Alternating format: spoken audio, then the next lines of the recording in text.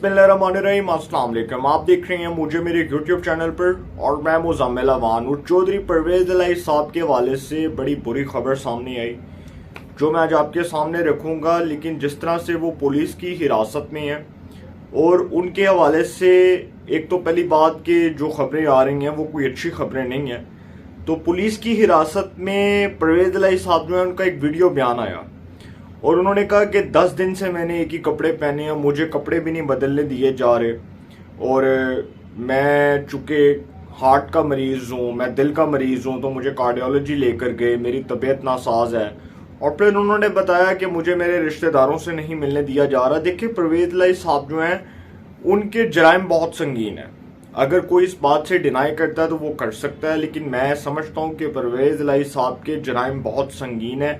और मेरी पाकिस्तान की एक ताकतवर शख्सियत से बात हुई तो वो जो शख्सियत है उनके साथ जब मेरा रब्ता हुआ तो मैंने उनसे पूछा, जो हुकूमत की एक ताकतवर शख्सियत है जिनका बहुत अच्छा आप समझ लें कि एक म्यूचुअल रिलेशनशिप है इदारों के साथ, तो मैंने उनसे पूछा कि जी चौधरी परवेज़ इलाही साहब जो हैं उनको तो इमरान खान से भी ज़्यादा रगड़ा लग रहा है। तो उन्होंने कहा कि ये परवेज़ इलाही साहब की माफ़ी कोई नहीं है।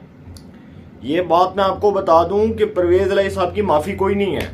परवेज़ इलाही साहब जो इमरान खान की वजह से अपनी सियासत का सवा सत्यानाश करवा बैठे हैं। एक तो पहली बात कि उनको जो लॉलीपॉप दिए थे इमरान खान साहब ने और वो समझे कि शायद अगली बार वो दोबारा वज़ीर आला बन जाएंगे, तो उन्होंने इस लॉलीपॉप के ऊपर चलते हुए, इस लॉलीपॉप के ऊपर अमल पैरा होते हुए उन्होंने पंजाब असेंबली तोड़ी।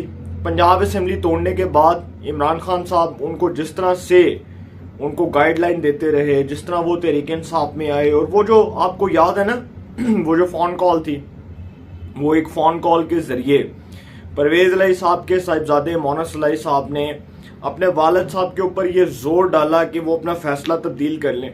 और जब मार्च 2022 की बात कर रहा हूँ, कोई ज़्यादा पुरानी बात नहीं कर रहा, मार्च 2022 में जब PDM का वफ्द चौधरी परवेज़ इलाही और चौधरी शुजात हुसैन साहब से मिलने गया, तो उस वक्त के अंदर जो एक बहुत ही सीनियर रहनुमा ख्वाजा साद रफीक साहब मौजूद थे, उन्होंने ये पैगाम दिया चौधरी परवेज़ इलाही साहब को, नवाज शरीफ साहब का ये पैगाम पहुंचाया कि आप हमारे वज़ारत आला के उम्मीदवार होंगे और PDM के पाकिस्तान डेमोक्रेटिक मूवमेंट के मुतफिका उम्मीदवार होंगे। तो परवेज़ इलाही साहब जो हैं जी वो उस वक्त तो हाँ कर बैठे थे, लेकिन जैसे ही वो ऊपर से वो फ़ोन कॉल आती है और lieutenant general retired Muzammil Hussain, वो जो चेयरमैन वापडा रहे इमरान खान के दौर में, जो चेयरमैन वापडा रहे, जो पॉलिटिकल इंजीनियरिंग करते रहे और जिनके ऊपर ये इल्ज़ाम है कि 2011 में जब शुजा पाशा DGISI थे, डायरेक्टर जनरल थे इंटर सर्विस इंटेलिजेंस के, वो DG थे जब जनरल इशफाक परवेज़ यानी आर्मी चीफ थे, तो ये मौसूफ कारीगरियाँ डालते थे। इन्होंने ख्वाज पाकिस्तान को पॉलिटिकल किया। Lieutenant general retired Muzammil Hussain जो चेयरमैन वापडा थे, तो सर इन्होंने परवेज़ इलाही साहब के साहिबजादे मोनस इलाही को कॉल कर दी और वो जो फ़ोन कॉल थी उस एक फ़ोन कॉल के ऊपर फैसला तब्दील करवा दिया। और वो फैसला ये था कि परवेज़ इलाही अगर PDM से वज़ारत आला लेगा तो तुम्हारे बाप के खिलाफ और तुम्हारे खिलाफ खोल दिए जाएंगे करप्शन के केसेस, करप्शन के लुथड़े खोल दिए जाएंगे, फाइलें आपके सामने आ जाएंगी और आप जो है वो फिर उसके बाद अपनी जान बचाएं, जैसे भी बचाएं। इट डिपेंड्स अपॉन यू, ये आप पे डिपेंड करता है, ये आप पे निसार करता है। तो मोनस इलाही साहब जो हैं जी वो चूँकि डरपोक सियासतदान है और इसलिए वो स्पेन में बैठे हैं और अपने वालिद साहब को पेन में दे के बैठे हैं। मोनस इलाही साहब स्पेन में इंजॉय कर रहे हैं और इनके वालिद साहब यहाँ पर पेन में तकलीफ को जो है वो बर्दाश्त कर रहे हैं। तो मोनस इलाही साहब जो हैं जी उन्होंने अपने वालिद साहब को कहा कि जी हमें तो ऊपर से कॉल आ गई है, अब इसका मतलब कि अब हमारा फैसला ये है कि अब हमें इमरान खान के साथ मजबूरन खड़ा होना पड़ेगा। और ये परवेज़ इलाही साहब जो है, जब इनके वाले से ये फैसला हुआ था कि इनको वज़ारत आला का उम्मीदवार नामजद किया गया तहरीक इंसाफ की जानिब से, तो चौधरी शुजात हुसैन साहब को उस वक्त बड़े इख्तलाफात थे, क्योंकि वो चूँकि बात ऐसे थी कि चौधरी सालक हुसैन और तारक बशीर चीमा जो है उन्होंने अदम एतमाद में इमरान खान के खिलाफ वोट दिया था। तो चौधरी शुजात हुसैन साहब जो है उनके साहिबजादे चौधरी सालक जो हैं वो हुकूमत के वफाकी वजीर हैं, फेडरल मिनिस्टर हैं। तो चौधरी शुजात हुसैन साहब को परवेज़ इलाही के ऊपर शदीद तर तहफ़्फ़ुज़ात थे कि ये PTI की जानिब से वज़ारत आला के उम्मीदवार क्यों नामजद हुए। असल रोला तो ये था लेकिन चूंकि सर परवेज इलाही साहब जो हैं वो अपनी सियासत को ज़मीन बोस कर चुके थे, उन्होंने बहुत बड़ा ब्लंडर ये किया कि अपने साहिबजादे की बातों में आकर उन्होंने एक तो अपनी सियासत का सवा सत्यानाश किया और रही सही कसर जो थी वो मोनस इलाही ने निकाल दी।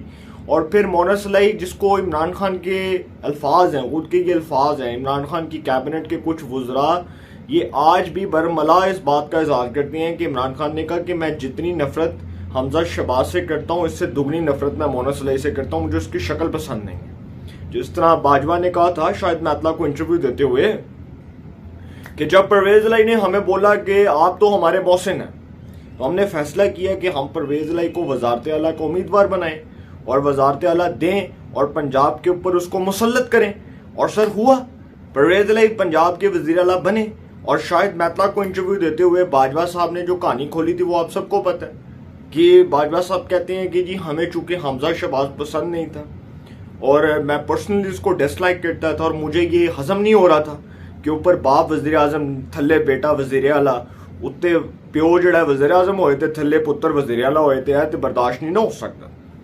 तो ये सर सारी कहानी थी और परवेज इलाही साहब आज ये सारा खमियाजा भुगत रहे हैं। ये पूरी कहानी का कंक्लूजन, इसका इख्तिताम यही है कि परवेज इलाही साहब आज अपने करतूतों की वजह से ये खमियाजा भुगत रहे हैं। अब परवेज इलाही साहब जो इतने दिन से जेल में है और अब वो ये स्टेटमेंट दे रही है कि उनके साथ बड़ा गलत सलूक किया जा रहा है, बड़ा गलत बर्ताव रखा जा रहा है, उनको जिस तरह से थ्रेट किया जा रहा है। वो कह रहे हैं कि जी मैं हार्ट का, अल्लाह ताला उनको सेहत दे। देखें सेहत से बढ़ के कुछ भी नहीं है और किसी की सेहत का मजाक नहीं उड़ाया जा सकता। अल्लाह ताला उनको सेहत याब करे, उनको शफाए कामला अता फरमाए। और मेरी दुआ है कि अल्लाह ताला उनकी फैमिली को, उनके जो लवाहकीन हैं, वो जो जितने भी लोग हैं, उन सबको जो है इस चीज़ की परमिशन दी जाए कि वो उनसे मिलें। सबको मिलना चाहिए, बिल्कुल इसमें कोई शक नहीं है कि परवेज इलाही साहब जो हैं वो भी इस रियासत के एक आम शहरी की तरह ट्रीट होने चाहिए। लेकिन सर सवाल ये बनता है कि परवेज इलाही साहब जो हैं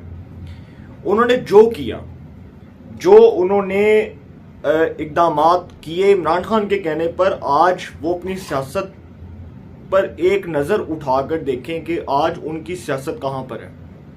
आज जब सब लोग तहरीक इंसाफ छोड़ चुके हैं, जब सब लोग तहरीक इंसाफ छोड़कर जा रहे हैं, धड़ाधड़ जो है वो इस्तीफे आ रहे हैं। कोई इस्तेकाम पाकिस्तान पार्टी में जा रहा है, कोई पीपल्स पार्टी में जा रहा है, कोई काफ लीग में जा रहा है। तो सर इमरान खान साहब की सियासत जो है वो आज उस नुक्कर पर खड़ी हुई है जहां पर कोई उसको सपोर्ट करने को तैयार नहीं है। और 9 मई के वाकयात का जो मास्टरमाइंड है वो बहुत से लोग अब ये भी बताएंगे कि वो इमरान खान है। और परवेज इलाही साहब तो बिला वजह रगड़ेंगे, परवेज इलाही साहब तो बिला वजह रगड़ेंगे ना, कि परवेज इलाही साहब जो हैं उनके ऊपर तो अब डेफिनेटली अगर वो ना भी हुए, मुलव्वस ना भी हुए, इन्वॉल्व ना भी हुए, तो फिर भी उनकी शामत तो आनी आनी है। तो परवेज इलाही साहब जो हैं वो जी अब बता रहे हैं और वो कह रहे हैं कि माफ़ी तरलों का जो सिलसिला है वो शायद शुरू हो जाए और मुझे कोई माफ़ी तरला मिल जाए, माफ़ी तरले के साथ कोई काम चल जाएगा। लेकिन मेरी जिस शख्सियत से बात हुई वो गवर्नमेंट का जो रिप्रेजेंटेटिव है, जो बहुत क्लोज है गवर्नमेंट के, जिसको बहुत क्लोज कंसीडर किया जाता है, उसका ये कहना है कि परवेज इलाही वास्ते माफ़ी कोई नहीं है, परवेज इलाही का मक्कू ठपना ही ठपना है। फैसला हो गया है कि परवेज इलाही को माफ़ी नहीं लबनी। ये किसी की गलत फहमी है कि परवेज इलाही को माफ़ी मिल जाएगी। जिस तरह खतीजा शाह के बारे में मैंने आपको बताया था ना, उसकी सिफारिशें बहुत हाई लेवल की सिफारिशें आ रही हैं और वो हाई लेवल की सिफारिशें इसलिए आ रही हैं कि वो कहा जा रहा है कि किसी तरह खतीजा शाह जो है उसको किसी भी तरह ये सारे मामले को बैलेंस करने के लिए उसको किसी तरह जमानत दे दी जाए या उसको रिलीफ दे दिया जाए। चूँकि खतीजा शाह जो है वो आसिफ नवाज जंजुआ जो साबिक आर्मी चीफ रहे उनकी वो नवासी है और डॉक्टर सलमान शाह जो साबिक वफाकी वज़ीर ख़जाना रहे उनकी वो साहिबजादी है। तो बातें तो ऐसी होनी है ना कि एक आसिफ नवाज जंजुआ जो साबिक आर्मी चीफ है जी उसकी वो नवासी और डॉक्टर सलमान शाह जो साबिक वफाकी वज़ीर ख़जाना रहे उनकी वो साहिबजादी है, तो उसको रिलीफ दिया जाए। तो इतनी हाई लेवल की सिफारिशें आई, लेकिन उन हाई लेवल की सिफारिशों के बावजूद मुझे जो खबर मिली वो ये कि आर्मी चीफ ने कहा कि जी हमने आइन और कानून के मुताबिक फैसला करना। जो 9 मई के वाकयात में डायरेक्टली तौर पर इन्वॉल्व थे उनको तो सजाएं मिलनी है, इसमें तो कोई शक नहीं है कि अगर कोई ये समझता है कि 9 मई के वाकयात में मुलव्वस तमाम अफराद में से किसी एक को छूट मिल जाती है तो फिर बाकियों को भी छोड़ना पड़ेगा। फिर सबके साथ, रियासत के हर शहरी के साथ एक जैसा सलूक रखा जाए। ये तो नहीं हो सकता कि एक के साथ बुरा सलूक है और एक के साथ अच्छा सलूक है, ये तो नहीं हो सकता ना। तो इसी तरह सर परवेज इलाही साहब जो हैं, अब वो कह रहे थे कि जी मैं प्रेस कॉन्फ्रेंस करना चाह रहा हूं लेकिन मुझे प्रेस कॉन्फ्रेंस नहीं करने दे रहे। ये भी पता चला कि परवेज इलाही साहब जो हैं वो प्रेस कॉन्फ्रेंस में तहरीक इंसाफ छोड़ने का ऐलान कर सकते हैं, और वो इस बात का ऐलान कर सकते हैं कि वो तहरीक इंसाफ छोड़ रहे हैं, चूंकि अब वो ये समझते हैं कि इसके अलावा जो है वो लास्ट ऑप्शन मेरे पास यही है। जिस तरह से वो मुसर्रत जमशेद इकबाल चीमा ने कहा कि हम तहरीक इंसाफ छोड़ रहे हैं, फिर मलिका बुखारी, फिर उसके बाद अली जैदी, फिर दीगर लोग जितने लोग छोड़कर गए तहरीक इंसाफ, वो सबका एक ही नैरेटिव था कि हम 9 मई के वाकयात की शदीद अल्फाज में मजम्मत करते हैं। तो परवेज इलाही साहब जो हैं वो तो वैसे ही इदारों के बड़े क्लोज रहे, जब से वो सियासत कर रहे हैं तब से लेकर अब तक वो सीनियर पॉलिटिशियन हैं। वो मुत्तहिद बार रुकने असम्बली रहे, वो कौमी असम्बली के रुकन भी रहे, वो सूबाई असम्बली के रुकन भी रहे, 2 बार वो चीफ मिनिस्टर पंजाब बने। तो सर वो शख्स जो हमेशा इदारों के साथ म्यूचुअल अंडरस्टैंडिंग के तौर पर चलता रहा, उसका एक अच्छा वर्किंग रिलेशनशिप रहा, म्यूचुअल रिलेशनशिप रहा, अब वो शख्स जो है उसके ऊपर ये इल्ज़ाम है कि उसने इमरान खान के कहने पर यह सारा कुछ किया, और उसकी जो सियासत है, रही सही सियासत, वो इसलिए तबाह हो गई है कि परवेज इलाही ने इमरान खान के कहने पर अपनी सियासत का सफा सत्यानाश कर लिया। आज परवेज इलाही साहब कहाँ खड़े हैं सबको पता है। आज परवेज इलाही साहब की सियासत कहाँ पर खड़ी है सबको पता है। आज वो तहरीक इंसाफ छोड़ने के लिए तैयार हैं, वो तहरीक इंसाफ छोड़ना चाहते हैं, मगर चाहकर भी वो नहीं छोड़ सकते, क्योंकि सर उनके ऊपर रेड क्रॉस है कि उनको कोई पाकिस्तान की पॉलिटिकल पार्टी अपनी जमात में जगह नहीं देगी। इवन के चौधरी शजात हुसैन साहब तक जो है वो परवेज इलाही साहब को शायद टिकट ना दें, और परवेज इलाही साहब जो है वो तनहा हैसियत में इलेक्शन लड़ें, वो एक अलग बात है। लेकिन परवेज इलाही साहब जो है उनकी सियासत जो है वो इमरान खान ने और उनके साहिबजादे ने तबाह की। परवेज इलाही की सियासत मोना सलाई ने तबाह की, इमरान खान ने तबाह की, और इमरान खान जो 9 मई के वाकयात का मास्टरमाइंड है, जिसके ऊपर ये इल्ज़ाम है और ये इदारों ने साबित भी कर देना है, ये गलत फहमी है इमरान खान साहब की कि वो घर में बैठ के ट्विटर के ऊपर, फेसबुक के ऊपर लाइव आकर इदारों को थ्रेट करेंगे और कहेंगे कि जी अगर मुझे कुछ हो गया तो फिर ये जिम्मेदार होंगे। सर सारी जिम्मेदारी बाद में आपके ऊपर आनी है।